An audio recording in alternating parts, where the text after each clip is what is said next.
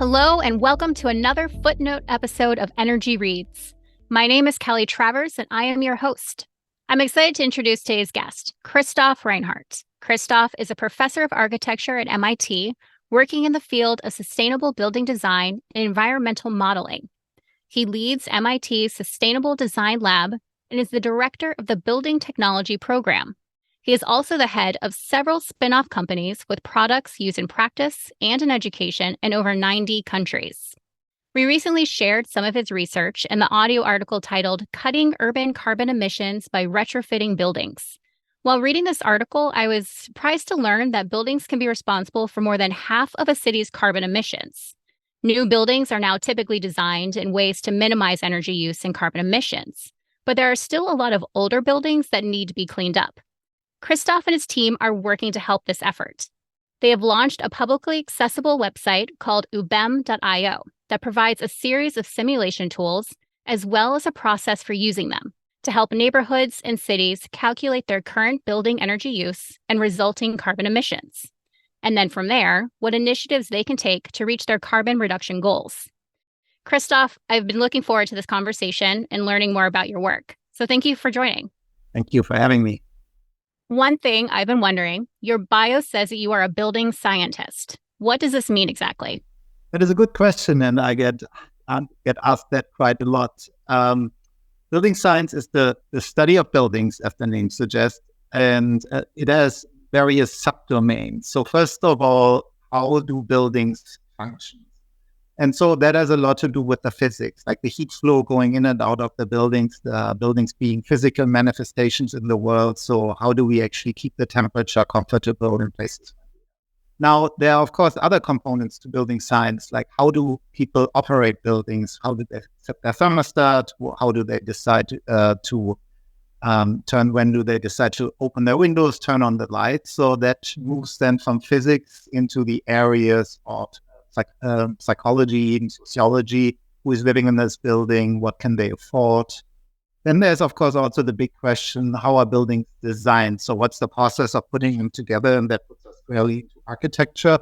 And then even as buildings are maintained, facility management, real estate, and so forth. So generally, building science is a pretty wide field. Most building scientists used to be engineers and physicists. So the focus has really, for a long time, been on the physical manifestation of buildings and understanding how they work. But as a wonderful new trend, our field has become a lot more diverse, both in terms of what people are in the field as well as their interests. And the reason for this is really two drivers. One you already alluded to, the recognition that in the age of climate change, buildings are globally responsible for 40% of carbon emissions. So this is obviously a huge opportunity and problem that we have to deal with. And then the other component is that over the last 50, 60 years, we've all started to spend more and more and more time in buildings, where I think the average people still think is 90%, but during COVID, many of us probably spent more than 90% of our time in a building.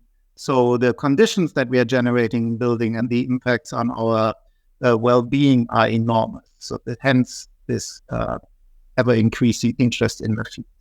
So it's funny that you mentioned physics a couple of times, because I understand that was your original background. So what sparked your shift to architecture? Yeah, physics, for the reason that I laid out, that's my initial passion and still my passion, and it's useful to have that in building science. But as I already alluded to, there are so many other aspects important for building technology, and I always want to be and aspire to be at the table where decisions are being made. And when you look at the face of buildings, that's, of course, architecture and the people that work with the general public to make and maintain and renew buildings. So that prompted me towards this shift. Well, speaking of decisions and, to talk more about the article that we had read recently on the podcast, how important do you think it is for cities to really encourage these building retrofits? I mean, worldwide, we know that by 2050, our expectation is that the global built area is going to double, which is actually quite astounding if you think how many thousands of years we have spent building the buildings that we currently have, that the projection is that we might have twice as many buildings in just under 30 years. At the same time, That's wild. that it's a scary and amazing fact. Means it's good to be in the construction sector because you're not going to run out of work. But of course, it also means that we really have to focus that are already existing. New buildings generally tend to be more efficient because we have more stringent building codes in many parts of the world.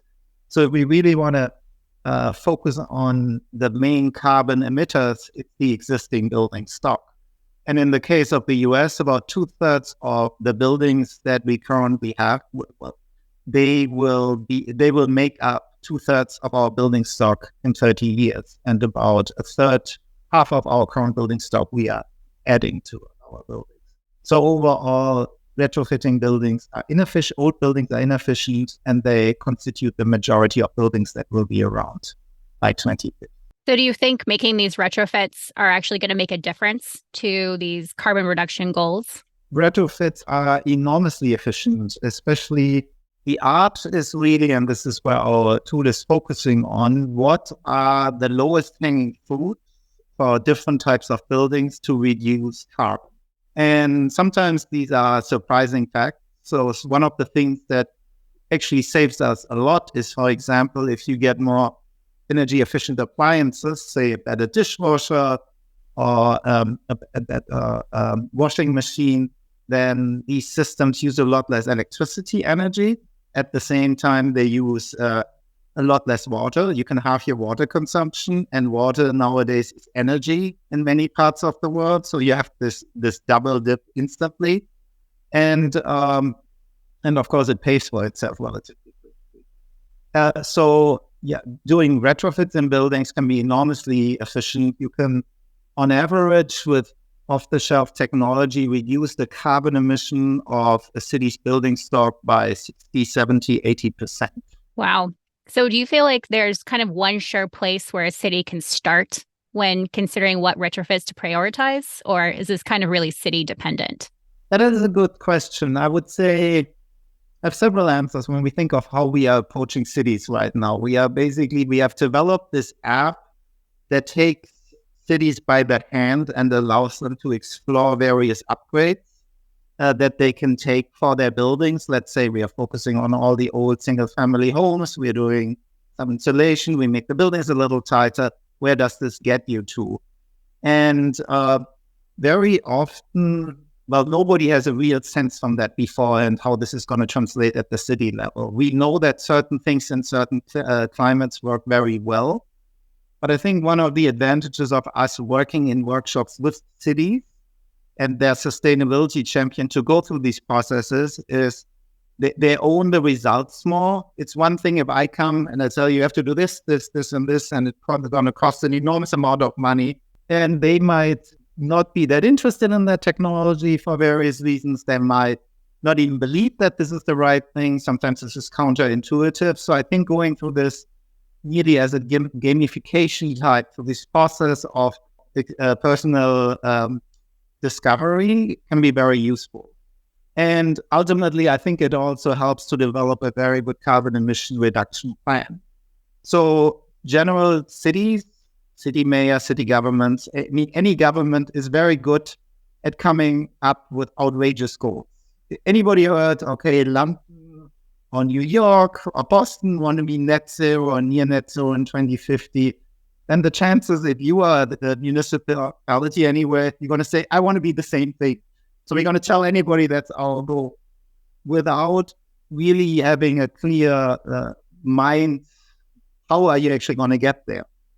And I think this leads to the situation that you have right now where the administration in a lot of cities don't really even know what to communicate and what to do. Whereas with these reduction plans, it becomes very concrete. You can basically tell every citizen, if you do this, this, and this to your building, if we are all doing this, then we reach our goal. And in a way that liberates the policymaker, because ultimately it's not them, but it's the owners of the building that do this work. So I think these tools are very useful for building consensus around a common goal. Well, so you mentioned a moment ago that you created an app for this. That's ubem.io. Mm-hmm. So I know part of that analysis that you do on these different retrofit policies, you're using something called an urban building energy model, which is UBEM. Can you tell us how this model works exactly? So maybe it's worthwhile going a step back. If you are in the business of designing an energy efficient building, then for the long term, we've been relying on something that's called a BEM, a building energy model, which is basically a physics-based model that can be linked to an architectural model of the building, which basically calculates based on physics, engineering-based equations, and on a local climate file, the energy use of this particular building. And then for a long term, what we've done then is that there has been a specialty consultant working in key ambitious project with the architect to run these models and say, if we are designing the building in this way, it's going to be very efficient. Now, these models typically take quite some effort because it's one building, it's one architect. The costs are pretty high. So we couldn't just repeat that process with every building in Boston because it would be too expensive. So this is why we started 10 years ago to develop this urban building energy modeling, which is basically a combination of big data, so GIS data, LiDAR data, anything that we have available in our time, which we can scrape and get for all buildings in the city, the form and what the building is used for, how old it is, and so forth. And that we are combining via in the cloud with our physics-based models. We, of course, have to take certain shortcut simplification, but we figured out ways, especially for these early stage policy decision tools, to create a good enough digital representation. Some people might call this a digital twin of a city, to be able to say, okay, we can reproduce what goes on in the city right now. And once we have that, and it's based on the underlying physics, we can do any upgrade you're interested in. Anything you would want to come up, we could basically say what would happen if we applied that to the city. And this is how these UBEM models function. Now, maybe one thing that is interesting to just show the trajectory. When we first came out of this in 2016, we built the first UBEM model of a large city anywhere, and that was in Boston. And that was, of course, MIT worked with the Boston Redevelopment Authority. That was a really expensive project. It was great that we did it. We explored what could be done. At the same time, similar activities happened in other major cities around the world. But this is not something that a small place would be able to afford, even though, of course, most people live in smaller places that don't have the funding. So this new web app particularly focuses on the idea rather than having like an expert user who has to be a consultant and an energy modeler and a big data person. So something that is barely affordable or trainable. We've kind of broken this up into little pieces. We need a sustainability champion, somebody that cares, which just about any town and municipality has. We need a GIS manager, and that nearly everybody has, especially in the US, because our property taxes are linked to a digital GIS model.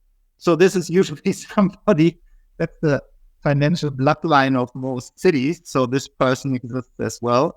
And then energy modelers are pretty common. So we really, in this case, go through this 8-step process where we bring these 3 parties together and we can dramatically reduce the cost. That's the idea behind the app.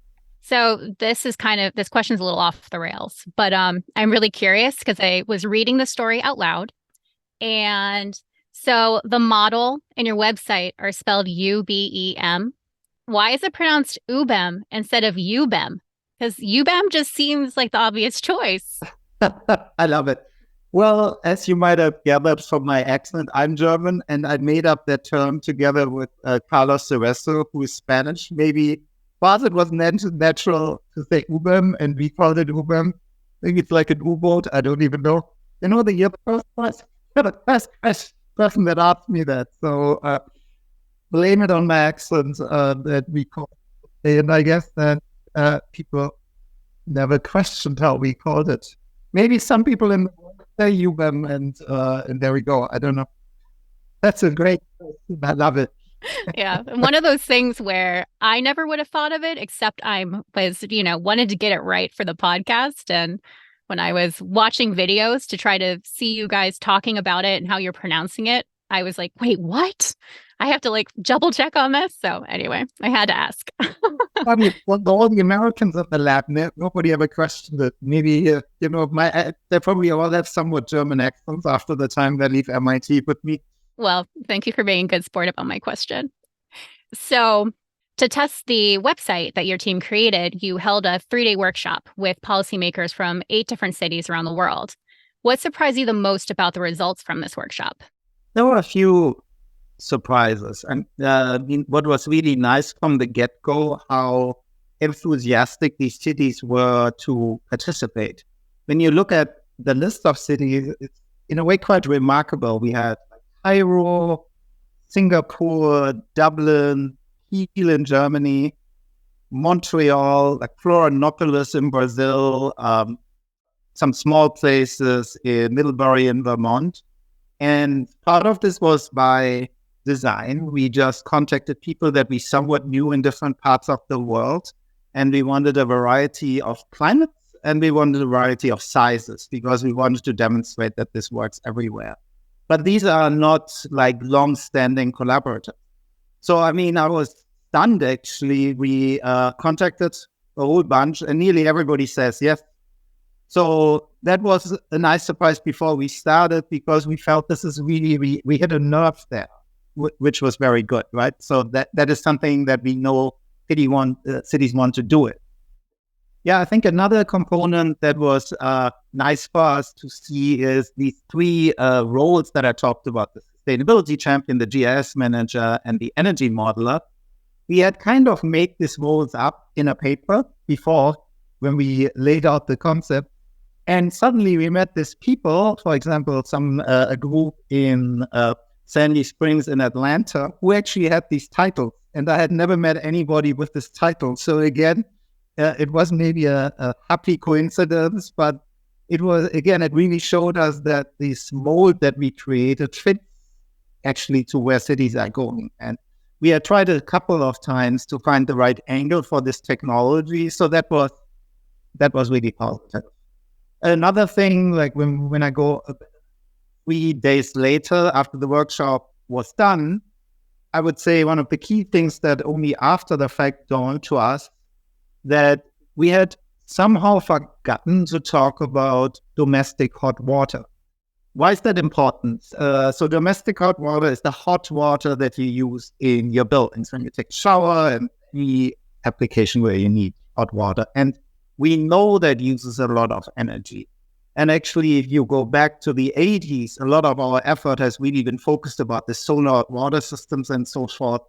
But right now, we are so focused on Energy Star appliances, and that's all good, and on photovoltaic and heat pumps for heating, that we found that once you start modeling the cities and all these things were done, nobody had talked about hot water. So we have this significant remainder that, including us, and I would blame that squarely on us, nobody had ever talked about anymore. And so that was maybe one of these little things that where people knew for a long time it's important, but we just are all choosing to ignore it. Yeah, I think I started thinking about hot water this past winter when I was thinking my home is on natural gas.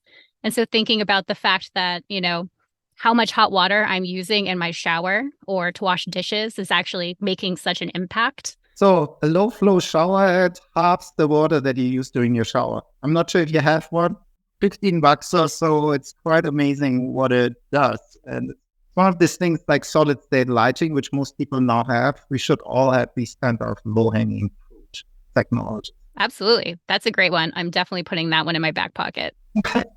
So you said that there are cities that were from all over the place. How big of an impact did these different locations and their climates have on the results?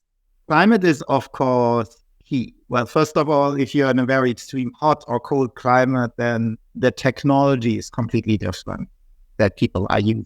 I mean, if you're in Singapore, it's cooling and dehumidifying air to be comfortable. If you're in Montreal, it's heating the air. And in between, there's a mix of different technologies. So climate is very important. Now, I think what we sometimes overlook or be self-evident, is that culture and local interests are really important as well. And so culture has several levels. It has just how do people traditionally put together a building, and in what building typology do you live? When you live in Middlebury, Vermont, or in Montreal, the chances are maybe you live in a single-family home, or you live in a triple-decker. When you live in Cairo or Singapore, you're more likely to live in like mid to high-rise. And these buildings behave very differently. And then another key cultural component is how people want to live. So in a way that is, especially I noticed, and I share that in Europe and here in the US, in the Northeast, people like to live in old buildings that are renovated. So usually when you say, I live in this building, and people really brag about if their building is over 100 years old, and then kind of the assumption is that it's retrofitted. I think in many parts of the world, that is not desirable. People want to live in a new home. And of course, when we want to be in the business of selling retrofit, that's a lot easier here than if you would think, I don't want to live in a retrofitted building. I don't want to live in any old building, let alone something that's like a secondhand show repaired, right? So I think those components is really something that I just starting to understand that. And that, of course, has nothing to do with what we've been traditionally building on. This is really more like really fundamentally rethinking how do we acknowledge these cultural desires and operate with them. And so I know part of the results you found were that these initiatives that these cities had already decided on, it kind of revealed that they actually weren't going to get them to, that reduction goal that they had in mind. And that you kind of later looked further at what decarbonizing the city's electric grid would do. What sort of impact does that decarbonization make? So there's a lot of focus right now on using more electricity than fossil fuels. So the idea is when you use electricity with a heat pump to heat your building, then one day we're going to have all electricity being generated from renewable energies. And then that makes sense because once we have wind farms and solar in sufficient quantity, then our grid would, in principle, one day be so clean that us having switched everything towards electricity works very well. And so now, depending on where you are, different countries have different plans, more or less concrete, how they're going to reach this. In the United States, there's actually a pretty comprehensive plan, and you have pretty good predictions of how much carbon is in a kilowatt hour of electricity right now, and how this is going to change and usually go down over time. So that helps you to decide, is it really a good idea to put in a heat pump? And depending on where you are, in some cases today, you might temporarily use more carbon or generate more carbon by switching to a heat pump if you happen to be in a state that burns a lot of coal to create the electricity.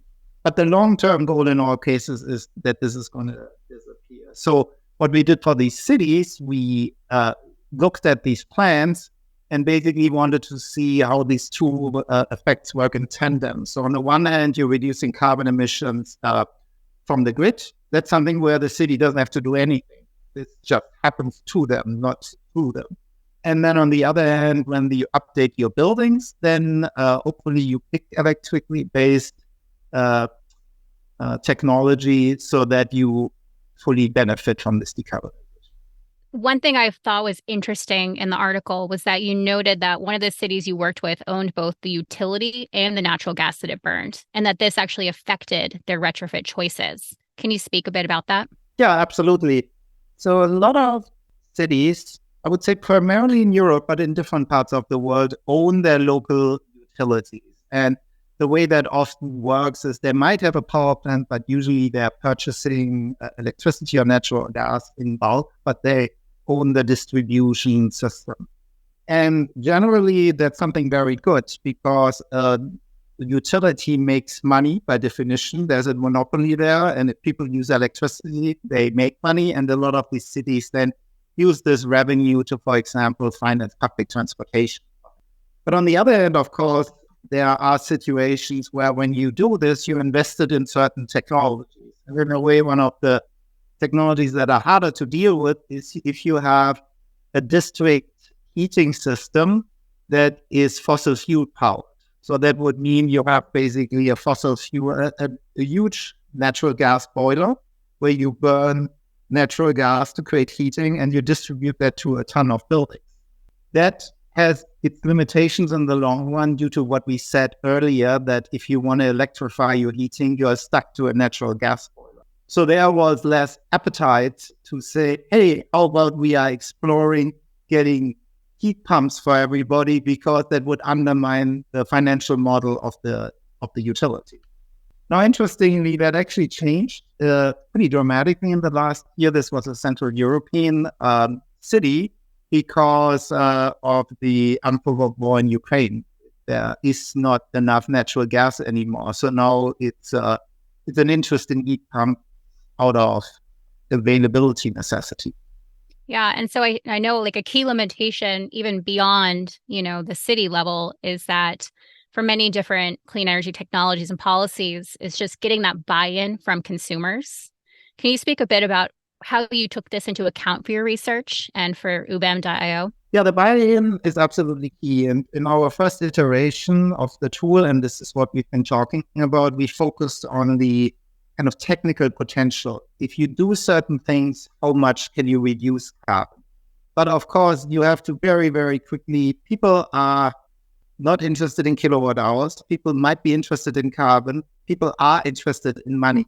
So without putting some dollar tax and payback numbers to this analysis, the analysis won't get you very far. So we have been working on models just to estimate costs involved, and this is a complicated moment right now to evaluate, because we are trying to ramp up this retrofitting activity so fast that our labor force is lacking behind. We just don't have enough people that put in these technologies right now in many parts of the US, and I would say in the world. And that, of course, leads to short-term distortions, because the few people that are able to do that are overworked, and that drives up prices. But I think that we can understand how this develops in the long run. So then the final component is where we've been working on through the MIT Energy Initiative with some utility partners here, that we started to work on willingness to pay models. So that's where we ask people, how are you willing to pay $500, $1,000, $5,000, $25,000, $50,000 to upgrade your home? And how much would you expect to save each month? What is the payback time? And we asked this to several thousand people, including knowing how much they care for the environment, self-reported, like general income level, ownership of the building, and so forth. So that has actually greatly helped us to have now this, we call it the deal, no deal model. We at least know when people say, oh, it's too expensive for me. Like you probably have 2/3 of people when you tell them, would you spend $50,000 to upgrade your building? They're just going to say no. That number is just, I'm not interested. So that helps us kind of lay out this complex relationship between how much do people care, how much money do they make, what do they expect, so that we can start fine-tuning incentives better. Right now, there is, to kind of get this retrofitting market rolling in the US, there are a lot of pretty blanket, pretty high incentives. And in a way, this is similar to what we've done to photovoltaics. They were really heavily subsidized at the beginning to get a lot of people to get buy-in. And then we're slowly tuning down the support because we know that technology gets more efficient. That works to a degree. Now the question is how fast can we get lower?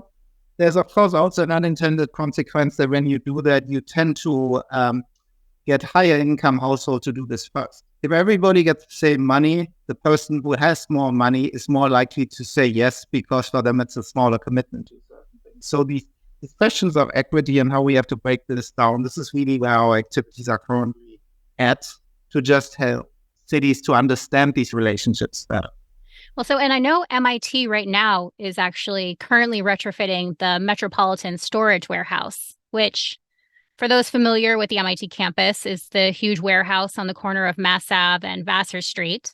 It's an iconic Cambridge building. It opened in 1895 as a storage facility, and it's now being renovated to house MIT's School of Architecture and Planning. Have you played any role in this project or your model? A role in the sense that, of course, as MIT faculty, we all try to be very involved in. And to my role at MIT with several colleagues, we've been involved in the architectural process and trying to give our advice. The UBAM software, or UBAM, no, I'm going to say UBAM. The UBAM software is really for larger scale. So we would use what I mentioned earlier, the BEM, the Building Energy Modeling software, to look at that building specifically. And a lot of this work has happened using these tools for this building. I would say where our larger scale work really came in is thinking about the development of the electric grid.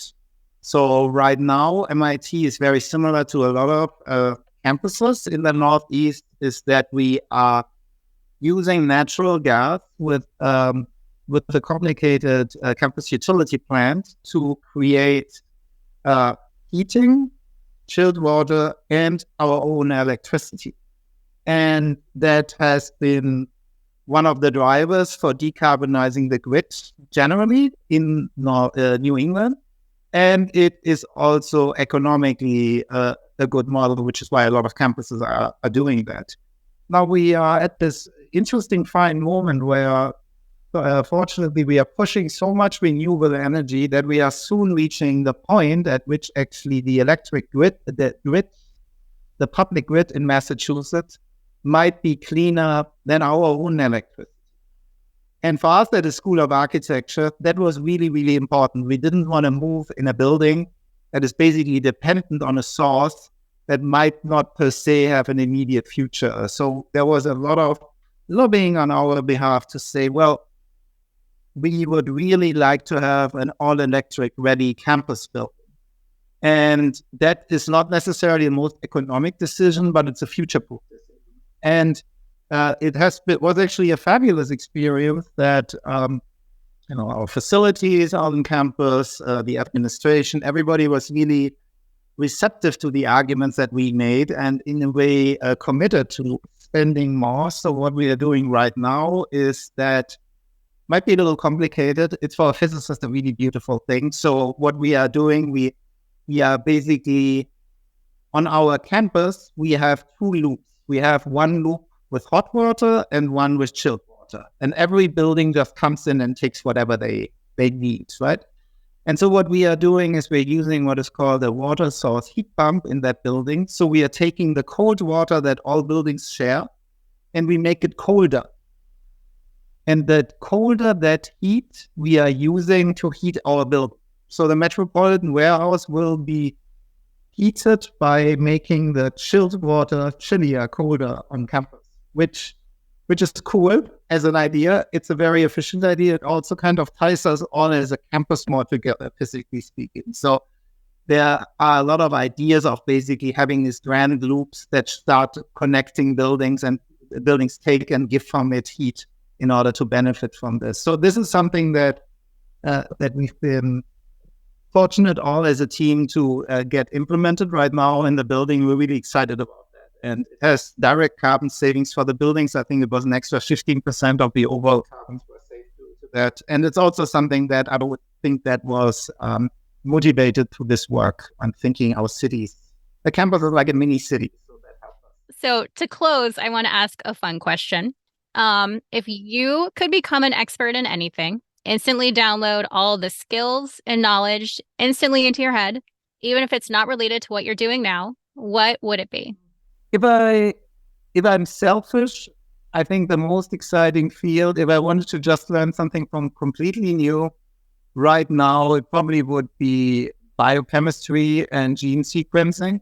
I think the COVID pandemic taught us just how incredibly our advances have been in the field, given that the technology for the vaccine was weeks in principle available that we could do this. So I think it's an incredibly exciting field. And my daughter enters into this field right now. And this is one of the topics where I always feel completely ignorant. And so I think it's an exciting new field that I would probably, where I see a lot of innovation coming up next.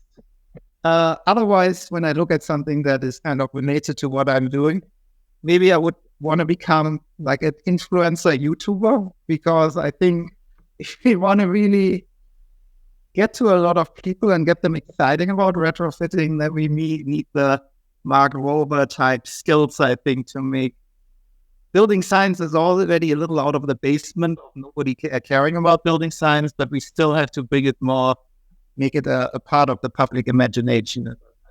I love that answer. Christoph, thank you so much for speaking with me today. Thank you. That was a lot of fun. Great. Thank you. And to our listeners, thank you for joining. I am Kelly Travers, and this is Energy Reads.